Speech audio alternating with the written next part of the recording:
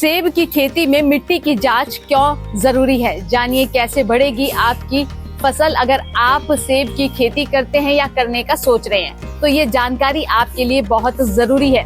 क्या आप जानते हैं आपकी फसल की सेहत और पैदावार सीधे आपकी मिट्टी की सेहत पर निर्भर करती है और मिट्टी की सेहत जानने का सबसे अच्छा तरीका है मिट्टी की जांच। नमस्कार, मैं हूँ रश्मि और आप देख रहे हैं किसान इंडिया। आज हम आपको बताएंगे कि मिट्टी की जांच क्यों जरूरी है, कैसे कराई जाती है और इससे आपकी सेब की फसल को कितना फायदा हो सकता है। मिट्टी की जांच क्यों जरूरी है? सेब का पेड़ तभी अच्छा फल देगा जब उसे जरूरी पोषक तत्व सही मात्रा में मिले।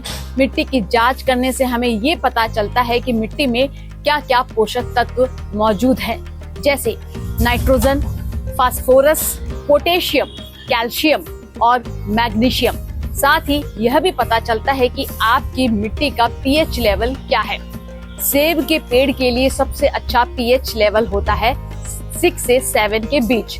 मिट्टी की जांच कैसे करें? अब सवाल उठता है कि जांच करें कैसे आखिर? इसके लिए आपको अपने खेत के अलग अलग हिस्सों से 8 से 12 इंच गहराई तक मिट्टी के नमूने लेने होते हैं। इसके लिए आप मिट्टी निकालने वाला औजार जैसे सॉइल ऑगर या प्रोब का इस्तेमाल कर सकते हैं। इन नमूनों को किसी भरोसेमंद लैब में भेज दें जहां मिट्टी में मौजूद पोषक तत्वों की जांच होती है और पीएच भी मापा जाता है। जांच के बाद क्या करें?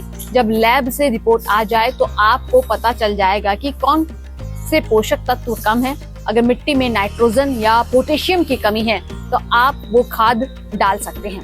अगर पीएच लेवल ज्यादा एसिडिक है तो उसमें चूना डालें और अगर पीएच ज्यादा अल्कलाइन है तो उसमें गंधक मिलाएं। इस तरह से आप मिट्टी को सुधार सकते हैं और सेब की फसल को बेहतर बना सकते हैं। कितनी बार करें जांच? मिट्टी की जांच हर 2 से 3 साल में एक बार जरूर कराएं।